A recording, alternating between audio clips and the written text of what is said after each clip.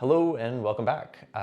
Today's video is going to be not necessarily a first impressions, but more like an informational video. I don't believe that there's actually any video reviews out there yet on this particular product, or products, I should say. And actually one person had left a negative review on the Arc'teryx website, and it got me thinking about maybe what this jacket is best suited for and maybe what it's not suited for. And the products in question are these: Arc'teryx Alpha SL Anorak, and hidden underneath is the new 2022 Beta LT in the Hadron fabric, which is the same fabric that this jacket comes in. But before I get into this, I want to take a step back, literally and figuratively, and explain where I'm coming from, why I bought this, what this jacket pant combo will do, and what this one is maybe better suited for. So this is what I'm coming from. This is the Arc'teryx Alpha LT from their Leaf series. And I bought this with two main use case scenarios in mind. The first was something that I could wear in an urban environment in a day-to-day that didn't really have an overwhelming sort of techie outdoor sort of aesthetic. I wanted something that was going to be neutral, that I could wear out to a restaurant and not feel a bit awkward about it. I also wanted something that was going to be good for canoe camping. When you're canoe camping, you'll often find yourself kneeling a lot, whether that's in the canoe itself. Us Canadians, we like to kneel. Maybe in camp when you're setting up or something like that. And just having a higher degree of durability if I'm throwing a 120 liter portage pack, walking down a portage trail, brushing up against trees or limbs or climbing over trees, all the while carrying, say, a 35 to 55 or more pound canoe above my head. So I wanted something that was going to be durable. So durability and that neutral aesthetic, I went with this. What this doesn't do very well is pack down, and it does have a bit of a weight to it. I have the corresponding pant hidden in here. It does have these two, let's call them chest pockets. And then there's a pocket on the inside as well. So pretty classic fare for what you'd expect for a standard rain jacket. Since moving out to the mountains, however, one thing has become really apparent to me, and maybe this sort of enters into a bit of a philosophical discussion, and if you disagree, that's great. For me, when I go into the mountains, I always go with the philosophy of be prepared to spend the night.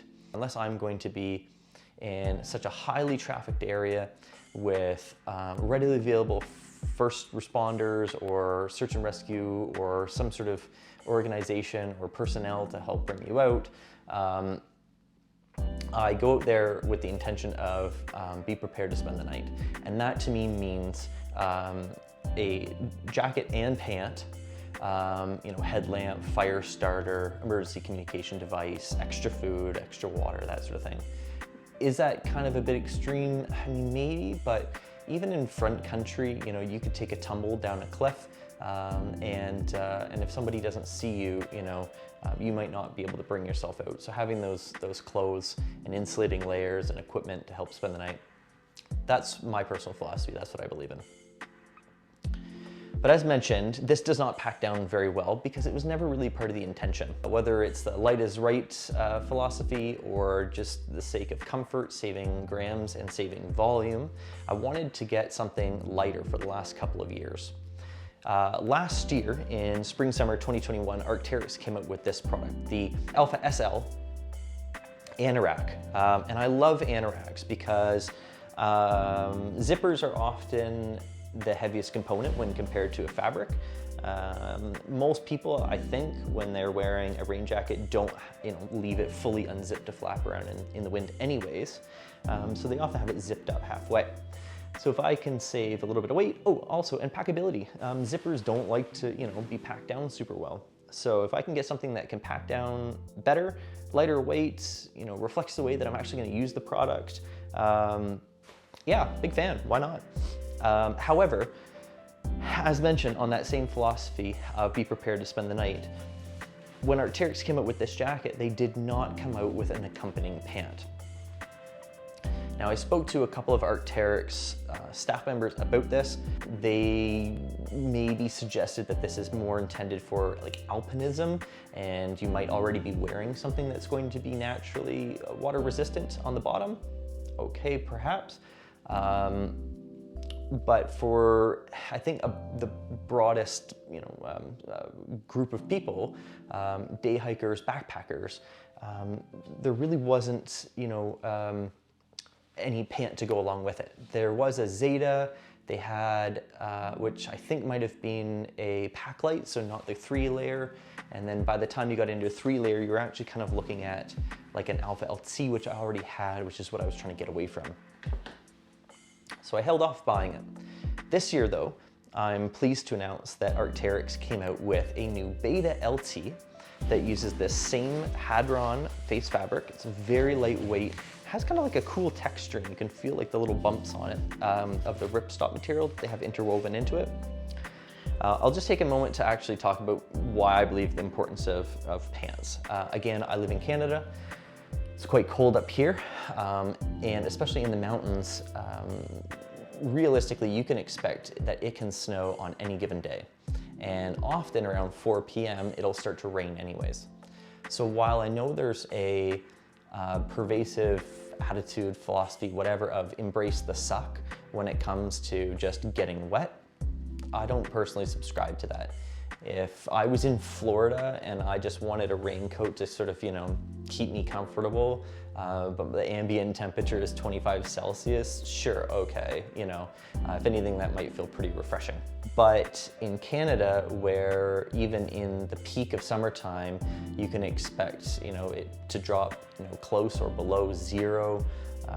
It can snow, the weather's far less predictable. Eastern Canada, again, you can probably get away with, being a bit more risky about that. The climate's a lot more stable in the summertime, but here in the Rocky Mountains, we see significant temperature swings. I personally really strongly believe that you should have a jacket and a pant from a comfort level and from an emergency preparedness level. Again, that's my philosophy, but I think it's really true up here. So let's bring it back. I mentioned that I bought the Beta LT pant and the Alpha SL jacket. So why mix the two? Well, the Alpha SL, as we already talked about, is an Anorak. It's a very pared down jacket. It has no pit zips. It does have a nice wrist adjust.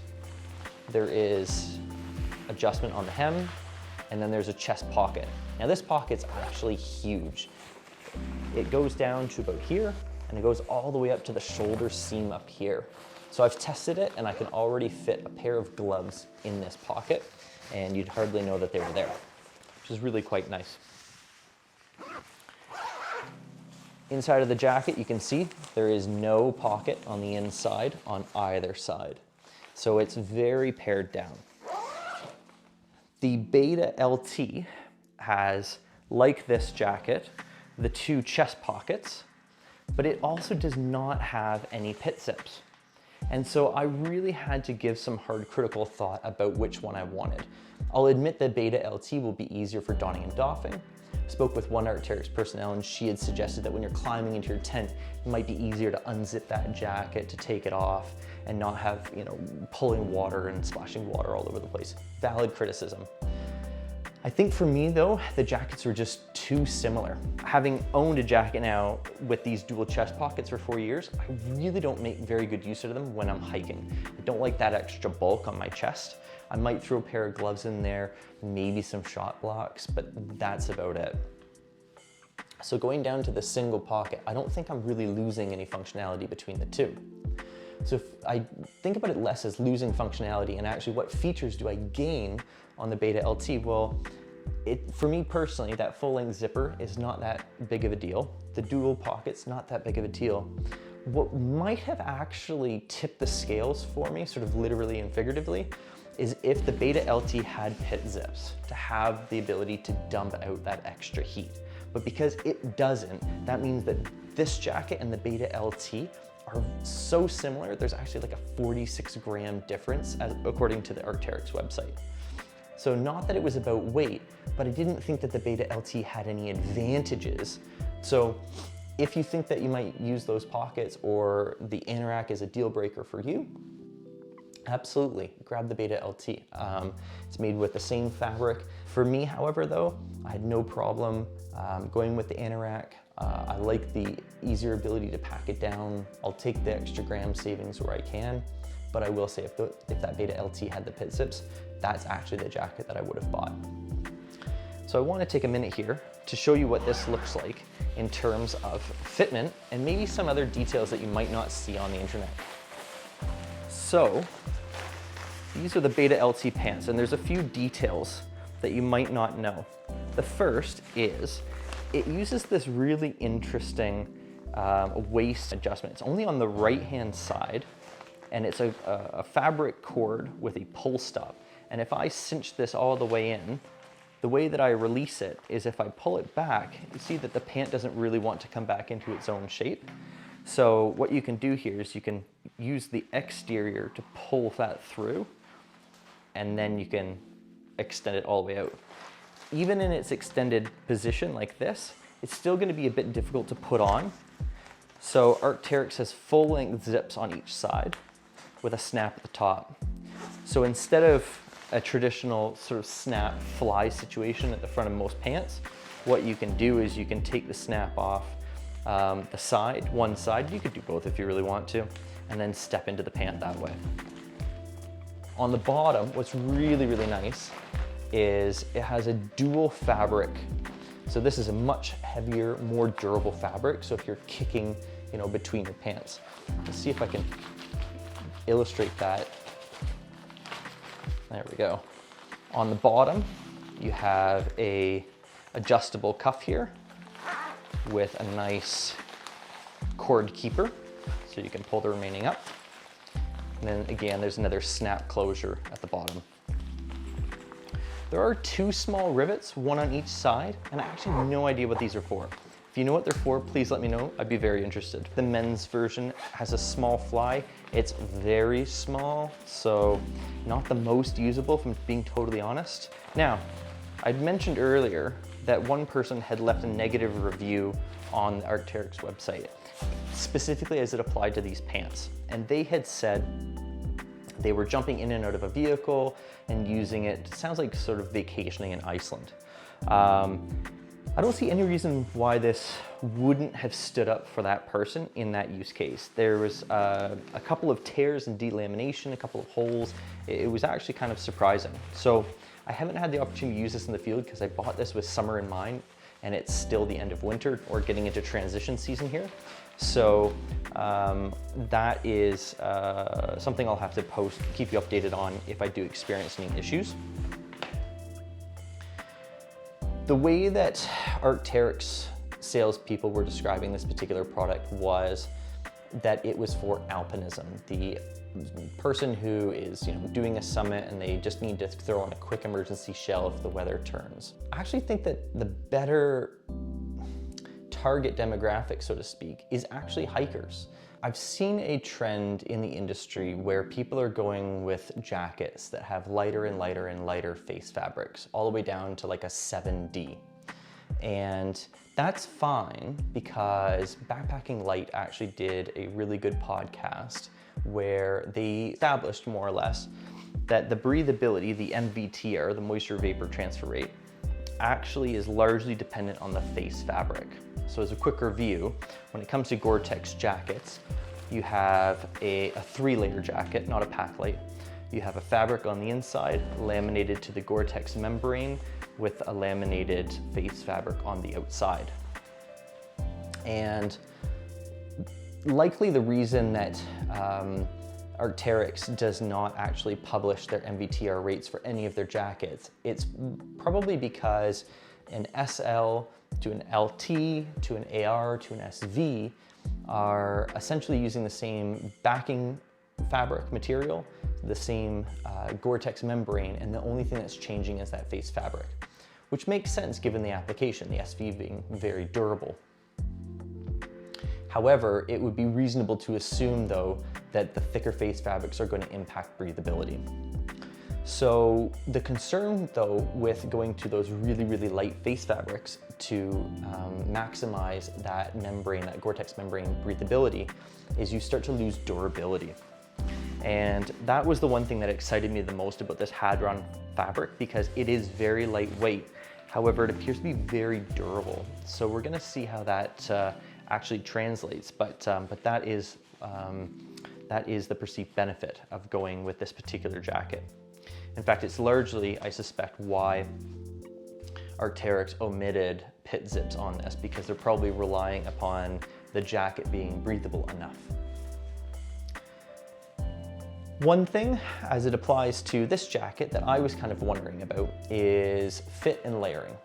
So I'll try on the jacket here for you to give you an idea about fit.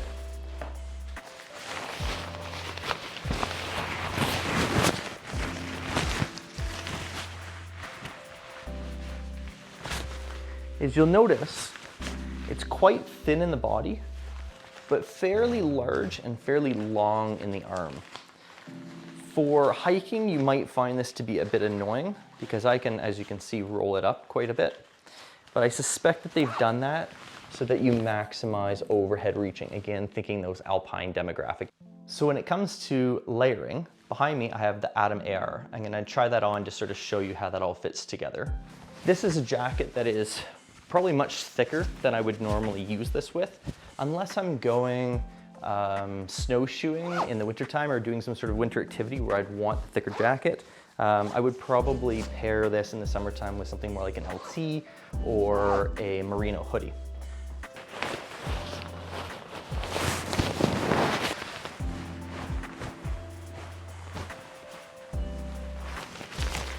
Now, I know a lot of people don't like the double hoods. I actually quite like it for two reasons. One, I can just nest it in the back, and I don't think it adds any bulk. But what I can do is I can do it up and act as sort of like a neck gaiter, or I can modulate my heat by just flipping it up and taking it off. So a lot of the time, if I'm just in a baseball cap or something, I can flip that up. But you can see here, it layers exceptionally well. Both jackets are fairly fitted, and that's a good fit. And just for demonstration purposes, I'll throw on the pants as well.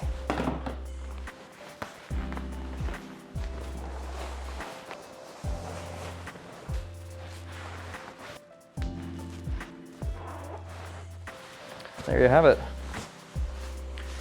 So if I was going out for a snowshoe for the day and I got caught in some snow coming down and I want to stay dry, I want to stay layered and warm, this is perfect for me. In the summertime, I think this is going to be an amazing combination to keep me dry, to keep me warm. I can even throw the jacket on even as like a wind break. So if you're up in an exposed area, but it's actually a nice day and you're just getting hounded by wind, throw this on, why not? So I'll circle back. Who is this for? I think these lightweight jackets are for people who are weight conscious, space conscious, and that can include traveling to a certain extent for sure if you're trying to, travel in the size of a little backpack. But I think for more universal applications, I would go with something like this, like an LT. I think its durability in mixed use is going to be a bit better, and I think you really have to not be prepared to necessarily make trade-offs with either this jacket or the pants, but I think you need to be conscious of the fact that it's a lightweight, high-performance garment. I think anytime you enter into that SL category, like for example, the Atom SL, it doesn't even have insulation in the hood. You need to know what you're looking for, and it's not just about saving weight at that point. It's having the right jacket for the right application. Is this jacket right for everybody? No, but actually if you're a backpacker, a day hiker, a snowshoer, if you are a climber and you want an emergency jacket and or pant combination to throw into your day pack, I would really look into either the Alpha SL Anorak or the Beta LT in the Hadron fabric, and the Beta LT with the Hadron fabric for the pants, because I think that you will be really happy with what you get. So if you have any questions whatsoever, like I said, I just wanted to put this video out there. I don't think there's really much information about it. Until then, we'll see you in another one. Bye for now.